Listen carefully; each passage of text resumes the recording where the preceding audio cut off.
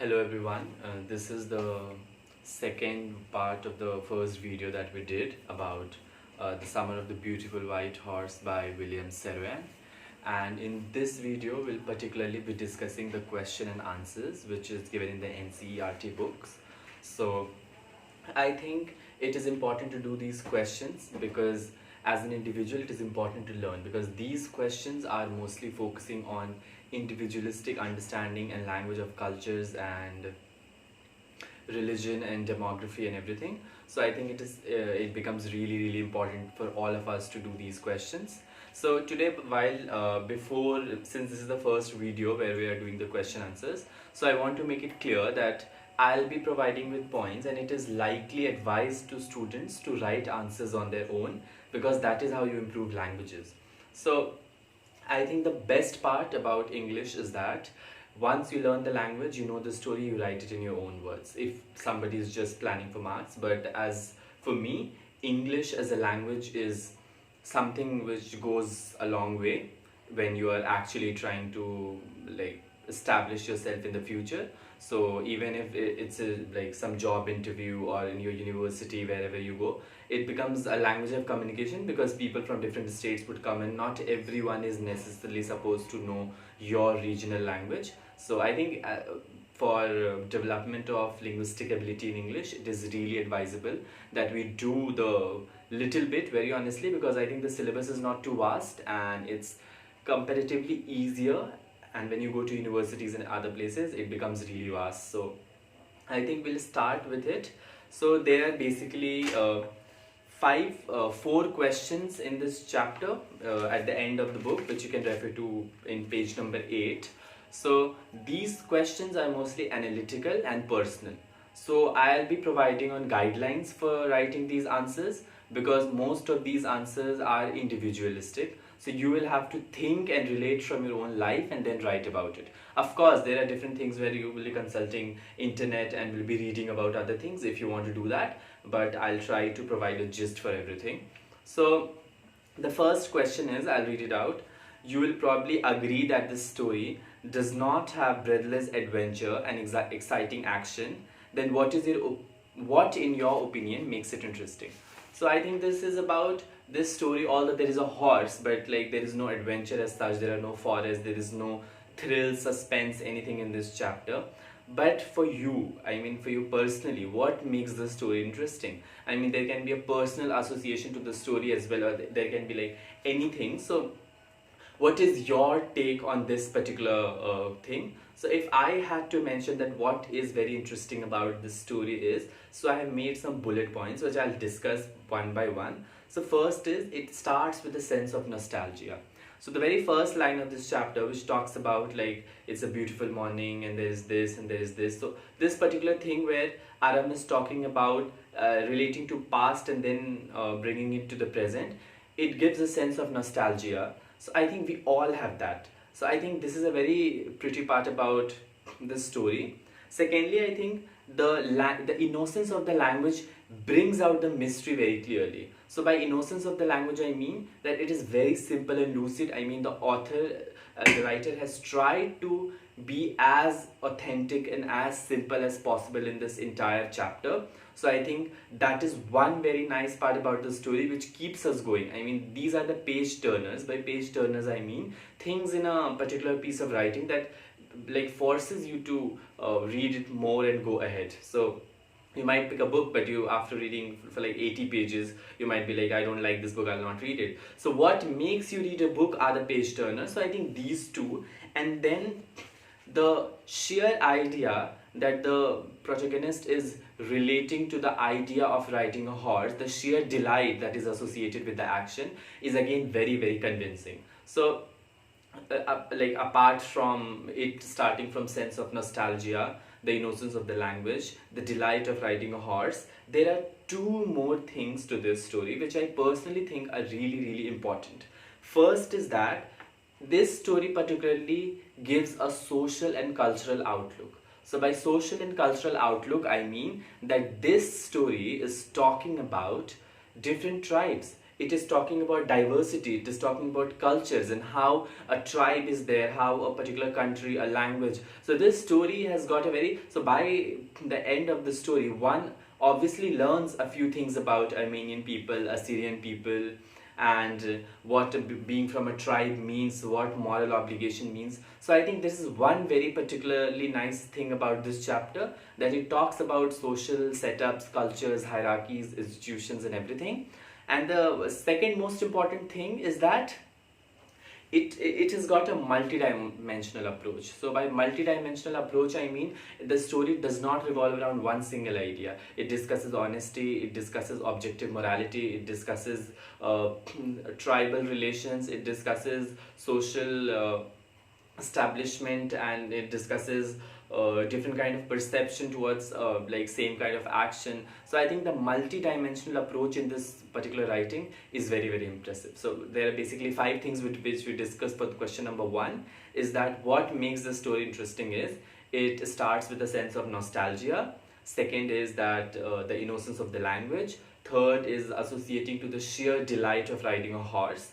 4 is the social and cultural outlook, and the 5th one is that it is a multi-dimensional story. So these are the points on which one can decide to write the answer, but it is advisable that people should actually try to answer and think of their own individualistically and try to answer very precisely, like not very long, not very short, but to the point.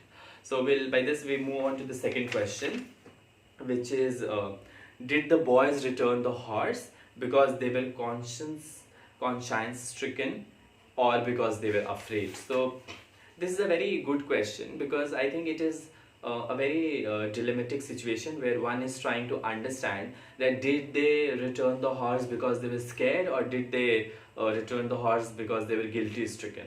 So I think the best, I mean the whole the best part about this chapter is that it talks about this thing only. So it talks about how these children are taking a different perception. So since they are looking at the whole action of taking a horse from the farmer without informing the farmer, they are taking this whole action not as stealing. So I think this one particular instance describes that they are not scared in the first place. I mean, they are not scared because they do not see stealing as a crime. They do see stealing as a crime, but they're not considering the act of taking a horse from the farmer as like stealing a horse. So I think they're guilty stricken for most of the part, and I think the sense of realization hits them when they bump across John Byro and they look at the expectation of the people from the pride. So I think they are guilty stricken because they look at the trust of the farmer in their tribe, and then they decide to rationalize it. So then they decide to make it even, and they want to be a better person from the tribe. And I think when we talk about being scared of the act, I think they are not scared because they stole the horse. I think they are more scared because they are like not willing to destroy the reputation of the tribe. So if one is talking about they being scared, I think they are not, because they are not stealing the horse. I mean, they are not considering the action as an action of stealing. So it is not really a sense of like there is no afraid emotion inside them. So I think they are more guilty stricken, and the sense of realization hits after that incident with John Byro where they meet with the horse. And I think if one is to contest that they were afraid, they can contest on the lines that they were afraid to destroy the reputation of the tribe. So I think if one is saying that they are guilty stricken, or if they're guilty stricken or conscience stricken, one should try to defend and take instances from the story and try to prove that how they were guilty stricken and how they felt bad for John Byro trusting in them and they actually lying to John Byro, the Assyrian farmer. And if one is trying to say that they were afraid, so by afraid one cannot say that they were afraid because they stole. They were actually afraid because they did not want to destroy the reputation of the horse. So I think I discussed both the side. If one needs to take a stand on one point and one individual thinks that no, this is right, so I think I have given argumentative point for both the sides. So it is advisable that all of you try to understand that what actually it is and take your own position and write on these lines, take instances from the story and justify it. So by this we move to the third question, in which it says, one day back there in the good old days, when I was 9 and the world was full of every imaginable kind of magnificence and life was still a delightful and mysterious dream, the story begins in a mood of nostalgia. Can you narrate some incident from your childhood that might make an interesting story? So when I said in the beginning part of the video that most of the questions are individualistic, this particular question is very personal. So I think the writer is trying to establish that what nostalgia is. So nostalgia is a feeling which we feel as a person thinking about our past. So a nostalgic feeling is mostly in a positive sense. So when I say that when you live apart from your family and you remember that how 2 years, before 2 years, some 2 years back from now, I was actually eating ice cream with my family in the evening. So I think that's a sense of nostalgia and you feel nice about it. You feel a little sad, but there is a nice warm feeling that you feel. So I think that is what nostalgia is. But here the narrator tries to establish, like the question is that what actually nostalgia is, and then you have to mention some incidents from your childhood which might make an interesting story. So I think nostalgic events are mostly a kind of story, because by story one doesn't mean that there needs to be characters or there needs to be anything. I mean, an abstract idea can actually be a story. Most of the great writers write on abstract ideas and other ideas of modernism, structuralism and other things. So I think these kind of things are to be kept in mind. So one, if I had to answer, like if I had to provide you a view that what kind of answer I would write to this, so if I would ask that what kind of incidents from my childhood would make an interesting story, so I think that I would try to denote it that since I now live apart from my family and now I think about my childhood, so it was like, so in childhood I would go to my village, and in the village there are so many things that I would do that I could not do in the story. So I think maybe I can write about what I would do in the village and not in the city. And now that I live apart from the city itself, so now whenever I come back I can never hardly return to my village, and it's been like years that I have been there. So I think I can totally talk about it, that how I miss certain part of the childhood, and that sheer expression of trying to make people understand and what I did there and what are the differences in a urban life and a rural life. So I think that can make a story. One can think that I used to eat this particular ice cream from this particular brand in my childhood, but now it is no more available, and how every evening I would do this, I would do this. So one day I was very eager to eat the pista bar ice cream from this particular company, and then my mother did not have change rupees, and how my nana gave it to me because he saw that I really wanted to do it. So I mean, that can make a story. So by that, on these lines you have to think and make up for a story, that what actually it means, and try to establish that what kind of story are you trying to express. Make sure that in the answer you try to mention that what is the total theme of the story that you are mentioning. If I have to, like, if whatever the village incidents I mentioned, if my theme would be a nostalgic mini travelogue and a comparative study of rural and urban life. So I think you can also draw on these lines or other lines. I think any kind of new idea would be appreciated. And by that we move to the last question, which is extremely interesting. I mean, most of the school students don't do this, but this is the fun part in literature, that you understand and know so many other things which are like extremely interesting. So the fourth question is, the story revolves around characters who belongs to a tribe in Armenia. Murad and Aram are members of the Garaglanian family. Now locate Armenia and Assyria on the atlas and prepare a write-up on the Garaglanian tribes. You may write about people, their names, traits, geographical and economic features as suggested in the story. So first it asks that one has to locate Armenia and Assyria. So why these two countries? Because Aram and Murad and the whole Garaglanian tribe is from Armenia, and John Byro, which is another important character in the story, is from Assyria. So these are the two countries, these are the two kind of distinct cultures that one is trying to establish here, and one has introduced through the story, William Saroyan has. So we need to, so I think Armenia is Indo-European, these people are Indo-European descendants, and it is Asian part. I mean, it is between Europe and Asia, Caucasus part, and Assyria is now, so Assyria was a place, it is not now. So Assyria is actually the northern part of Iraq and southeastern part of Turkey. So it was the land between Iraq and Turkey, like Iran is down here and Turkey is here. So this particular land is was Assyria. So why you can look up in the Google Maps and you can actually find it out that where actually is Armenia and Assyria located. So I think the better part of the question which comes that you write about people, their names, Garogalian tribe, trade, geographical and economic features as suggested in the story.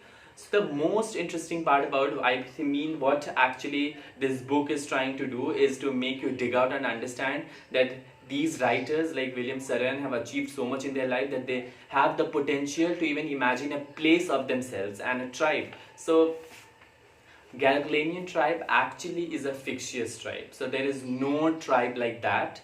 There is nothing like that. There is no name like Garogalian tribe. William Saroyan has assumed this, and it is from a book which he wrote, My Name is Aram, in 1940. Yeah, I think the name of the book is My Name is Aram, which was published in 1940 for the first time. So this book has got a fictitious tribe which is Garogalian tribe, and that is the reference we are taking here. So I mean there is no real tribe as such, and these assumptions about a tribe and what are the qualities of a tribe are totally hypothetical. This whole situation is hypothetical, so there is no existence of anything as such. And but like, even though what this question is trying to do is if I personally think it is trying to make you understand a culture. So by culture you can, so since the writer is trying to mention that this tribe is particularly from Armenia, so we can actually try to know about Armenian people and then relate that what actually can be the features, potentially like potential features of the tribe. So Armenian people are mostly of Christian faith. So I think what is very relevant to Christianity are two things, which is forgiveness and spirit of tolerance. So I think these people are that, and in Armenian culture actually, hospitality is a very important thing in Armenian culture. So I think we can write that Garogalian people are also very hospitable. They believe in hospitality. Their virtues revolve around forgiveness and encouragement of tolerance, and since the writer talks about honesty, so I think like this we can construct this whole answer. So these are the three, 4 points that actually it's a fictitious tribe, but still if we have to from the this is a fictitious tribe from a book which William Saroyan wrote in 1940, which is My Name is Aram. And so, and then you can write about that, but we can actually construct what Armenian tribe would be like by studying the culture and different scenarios in Armenia itself. So you can write about that, how these people are honest, how these people are forgiving, because it comes from their idea of religion, the idea of forgiveness and sense of tolerance, and how the whole community of Armenian people, they are very hospitable. So I think you can write on these lines about Garogalian tribe, and you can assume things. So I think by this we come to the end of this chapter, and most of the things have been discussed which are hypothetical or anything, or maybe personal in the sense, or the little details like these are. So I think while writing answers in English and securing few marks, it is very important to always remember the name of the chapter and the writer's name. These are 1 marks questions which come very often in the exam, and if you miss on that, it is like you are giving up on your marks already. So I think these are like, you read the chapter again and again, you once looked at The Summer of the Beautiful White Horse by William Saroyan, and it gets really easier. So I think one can stick on these lines, remember that where they used to live, Walnut Avenue in California, what country they belong to, what language they spoke, what actually was the relation, how was uncle, so character sketch of Uncle Khushrov, and then how they are trying to justify the stealing part, which we discussed in the previous video, and how they are trying to, what does the line means that we are proud first, honest next, and then we believe in right and wrong. So I think we have discussed all these things, and by this we come to the end of the chapter. In the next video we'll meet with another new chapter, and any pre-reading would be advised, and go through this one particular chapter, clear all doubts, maybe post in the comment section, which I'm actually waiting for if there are any kind of queries which I can answer to. And make sure that this chapter is extremely clear. It has got nothing very complicated. I mean, there are more complicated chapters in this particular book only, which will come later when we discuss. So good luck. Make sure that you go through the chapter once at least, just a reading maybe, and go through the 2 videos to try to understand the whole idea of the story and the questions and the type of questions that can be asked. And yeah, good luck. We'll meet in the next video. Thank you.